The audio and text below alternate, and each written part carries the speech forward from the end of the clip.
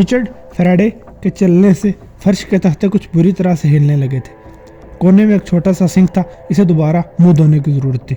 इसकी जिल्द चिपकी सी हो रही थी, इसकी पेशानी पर पसीने की बूंदें चमक रही थी। एकदम ही इसे गंदगी का एहसास होने लगा कि कोई ऐसी चीज़ है जो मुकद्दस पानी भी ठीक नहीं कर सकता। ठंडे पानी के नीचे हाथ रखकर इसने आईने में अपना अक्स देखा। मैंने कभी इससे इत्तेफाक क्यों नहीं किया, यह सोच इसे पिछली चंद रातों से मुसलसल आ रही थी। अचानक ही इसके पीछे दरवाज़ा बंद हुआ, जिसने इसे बुरी तरह बौखला दिया। मुझे अफसोस है कि मैंने आपको चौंका दिया, एक आवाज़ आई। रिचर्ड ने कुछ पेपर टॉवल उठाए और जल्दी से फर्श पे पानी साफ करने लगा। कोई बात नहीं फादर, मुझे माफ़ी मांगनी है। इसने मुड़कर पादरी की तरफ देखा, जो उसे देखकर मुस्कुरा दिया। तुम्हें यहाँ आए हुए कुछ वक्त हो गया है, क्या तुम ठीक हो? पादरी फिक्रमंद नजर आया, लेकिन अपने होंठों पर एक मध्यम सी मुस्कुराहट रखी कि इस हकीकत की तरफ कोई तवज्जो मबजूल ना कराए कि रिचर्ड बिल्कुल ठीक नहीं लग रहा। शुक्रिया फादर, मैं ठीक हूँ। मेरे ख्याल में मेरे आसाब बस। पादरी लकड़ी की एक बड़ी अलमारी के पास आया और एक हैंगर से रंगीन बनियान उतार लाया। मैं समझता हूँ मौत बहुत तकलीफ होती है। क्या वो आपका कोई रिश्तेदार था या खानदानी दोस्त? रिचर्ड ने जवाब देने से पहले अपना चेहरा दोबारा साफ किया। इसे अपनी जिल्द जलती हुई महसूस हुई। नहीं, मेरा मरीज था। वो एक सादा सा कमरा था, जहाँ सिर्फ एक सोफ़ा, एक छोटी मेज़ और दो कुर्सियाँ एक दीवार के साथ किताबों की अलमारी थी।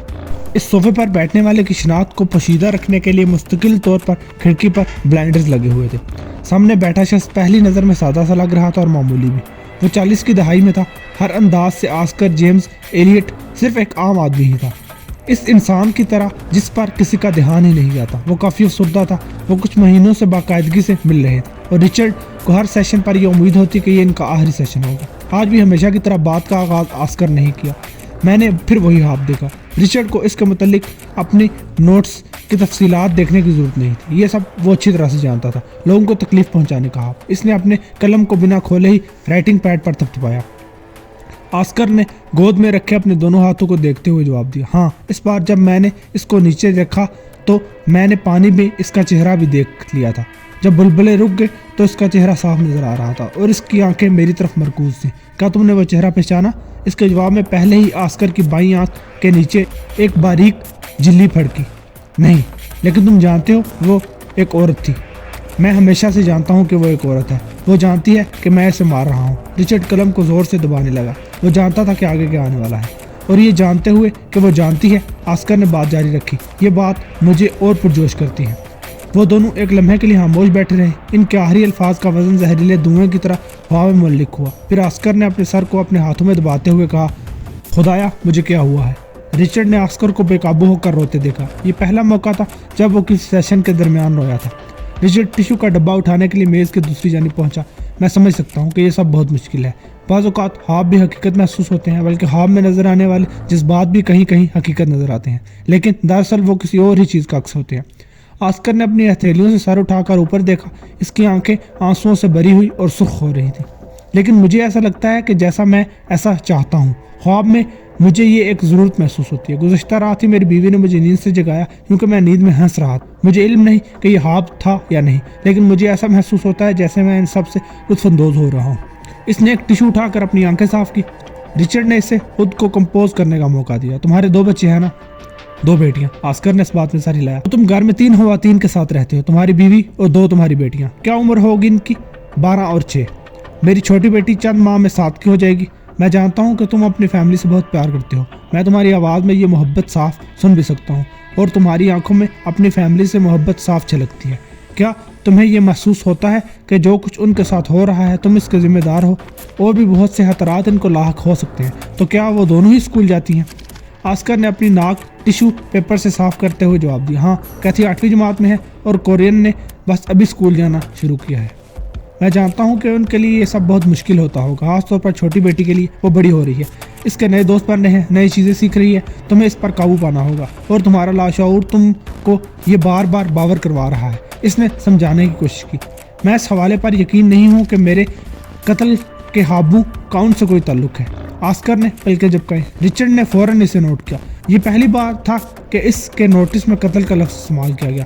इसने अपनी बात जारी रखते हुए कहा, मेरा ख्याल है कि आप अपने अंदर खौफ पैदा कर रहे हो। अगर यही सूरत हाल रही तो आप इनको खतरात से कैसे बचाएंगे? आपका जहन इनकी हिफाजत करने के काबिल नहीं होगा।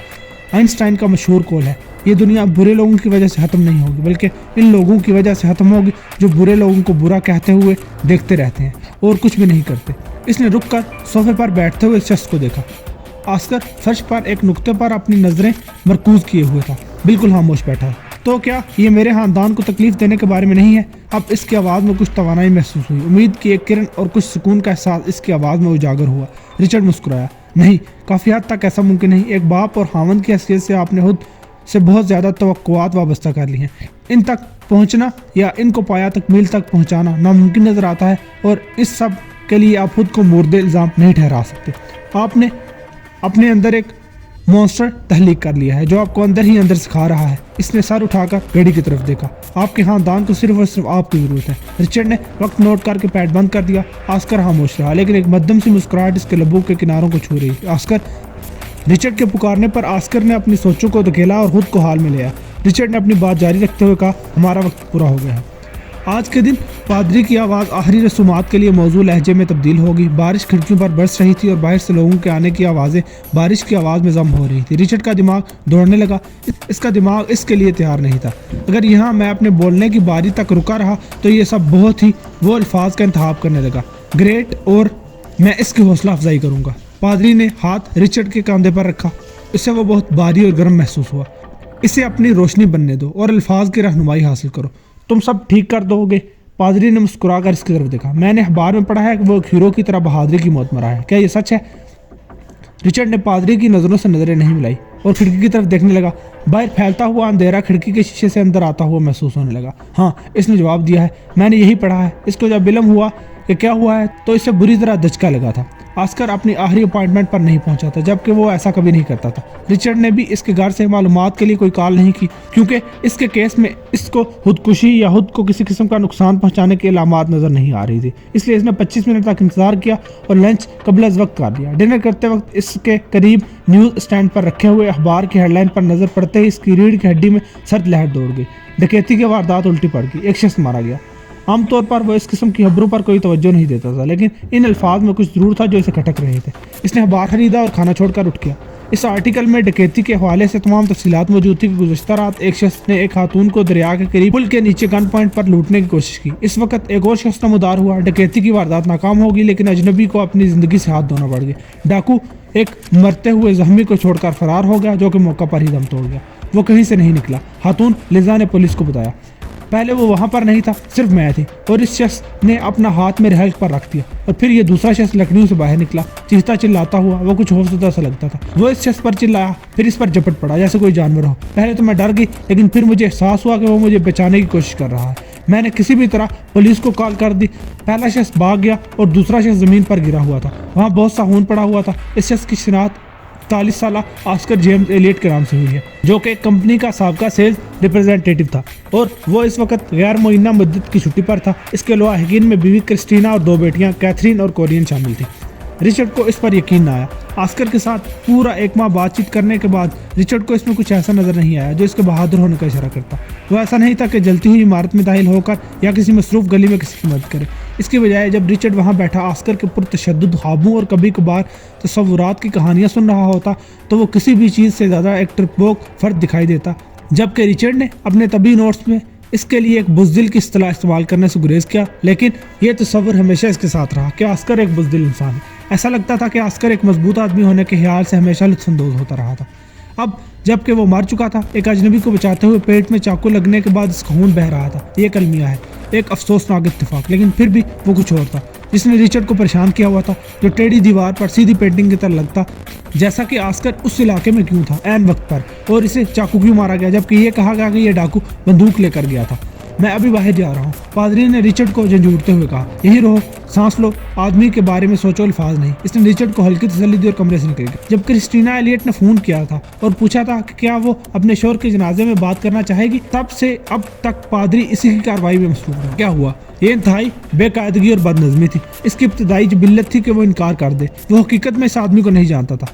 मेरे शोहर गुज़श्ता 2 हफ्तों के दौरान बहुत ज़्यादा बदल गए थे, इसने बताया। वो बहुत खुश हल्के फुल्के नजर आने लगे, जैसे कोई खिड़की खुल गई हो, और इसने आपके बारे में बहुत ज़्यादा बात की। कहा आपने चीज़ों को वाज़ेह तौर पर देखने में इसकी मदद की। अगर चाहिए मानना बहुत मुश्किल है कि वो चला गया है, लेकिन मैं बहुत शुक्रगुजार हूँ कि आखिर में इसने बहुत बेहतर महसूस किया। रिचर्ड اس کے بعد اسے ٹھکرا نہیں سکتا تھا، اور جب کال ختم کرنے کے بعد وہ وہاں بیٹھا تو اس نے محسوس کیا کہ وہ کچھ الفاظ کہنے کے لیے پابند اور تقریباً تیار ہے، لیکن پھر اس نے اپنے صوتی پیغامات چیک کیے۔ ہیلو ڈاکٹر، یہ الفاظ کافی مختلف تھے، بہت پرسکون اور گرم جوش۔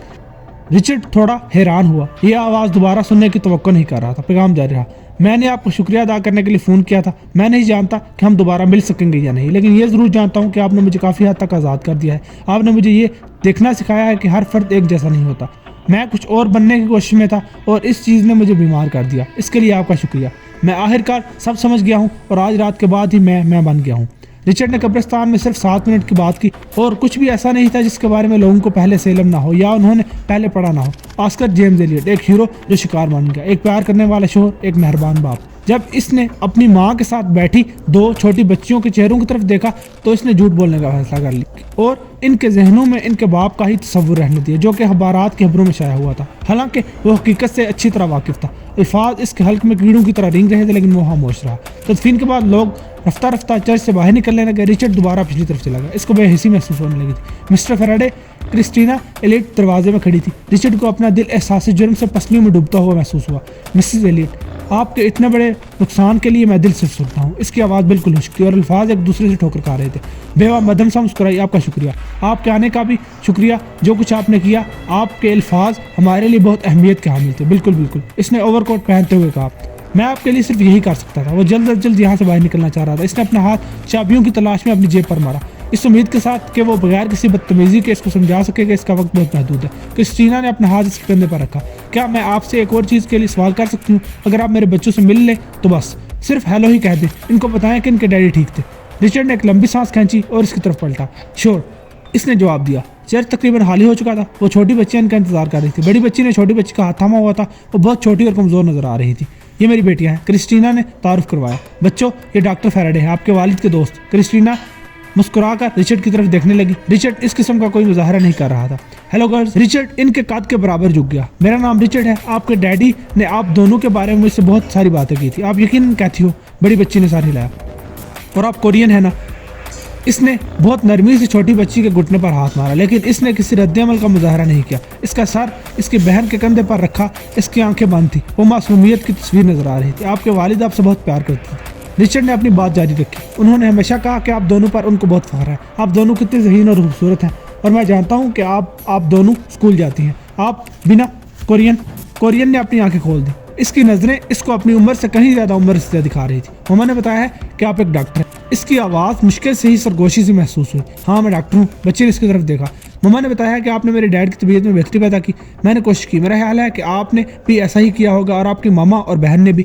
بچی کی آنکھوں کے کناروں پر ایک آنسو ابھرنے لگا۔ کیا آپ میرا علاج کر کے میری طبیعت میں بہتری لا سکتے ہیں؟ سوال ہوا میں معلق رہ گیا، لیکن الفاظ جو وہ ادا کرنا چاہتا تھا اس کے حلق میں دبے رہ گئے۔ اس نے بہت دھیرے اور نرمی سے بچی کا ہاتھ دبایا۔ یہ ایک خاموش یقین دہانی تھی، شاید وہ جو نہ کہہ سکا تھا اس عمل سے بچی سمجھ جائے گی۔ اسی لمحے گفتگو میں حلل ایک نوجوان خاتون کی مدد سے پیدا ہوا جو ایک چھوٹی ویل چیئر گھسیٹتے ہوئے چلی آ رہی تھی۔ کرسٹینا نے فوراً ہی کیتھرین کا ہاتھ تھام لیا، جو کہ اس بات کا اشارہ تھا کہ اب جانے کا وقت آ گیا ہے۔ کیتھرین اپنی جگہ سے اٹھی اور اس نوجوان خاتون کو ویل چیئر پارک کرنے میں مدد کرنے لگی۔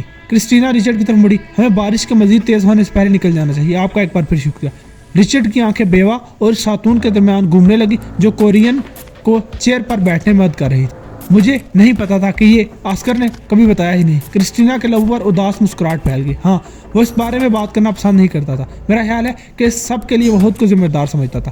اس عورت نے کورین کو اس ویل چیئر پر سہولت سے بٹھا دیا۔ رچرڈ کو اپنی ریڑھ کی ہڈی میں سرد لہر کا احساس ہوا، جس حقیقت کا ادراک اس کو اس وقت ہوا کہ وہ اس کا بوجھ نہیں اٹھا پا رہا۔ کیا یہ ایک حادثہ تھا؟ اس نے ہچکچاتے ہوئے پوچھا۔ وہ آکسیجن سے محروم تھی، میرے شوہر کو وہ ایک پول میں ملی، میں گھر واپس آئی تو ان کو وہاں دیکھا، انہوں نے اس کو بچانے کی کوشش کی اور مجھے 911 کال کرنے کا کہا، لیکن اس کا دماغ پہلے سے بہت زیادہ متاثر ہو چکا تھا، اس لیے اس نے اسکول کا آغاز بھی دیر سے کیا۔ وہ ایک فائٹر اور ہیرو ہے، بالکل اپنے باپ کی طرح۔ بہت باری دل کے ساتھ رچرڈ نے ان سب کو ایک بڑی گاڑی میں جاتے ہوئے دیکھا۔ بارش پہلے سے کہیں زیادہ تیز برس رہی تھی۔ کرسٹینا نے اس کو چھتری لینے کی پیشکش کی، لیکن اس نے یہ پیشکش مسترد کر دی۔ اب وہ پارکنگ لاٹ میں اکیلا کھڑا تھا، بارش میں مسلسل بھیگتا رہا۔ اس کے دماغ میں بہت سے جذبات ایک ساتھ چل رہے تھے، احساس جرم، غم، افسوس اور شدید احساس غیر ذمہ داری۔ چرچ کے باہر صرف اسی کی کار کھڑی رہ گئی، وہ وہیں کھڑا تھا، اس کے گرد طوفان برپا تھا۔ وہ ایک ایسی سرد لہر میں پھنس گیا تھا جو اسے ہر طرف سے اپنی طرف کھینچ رہی تھی. اسے احساس ہوا کہ وہ اسی کیفیت کا مستحق تھا.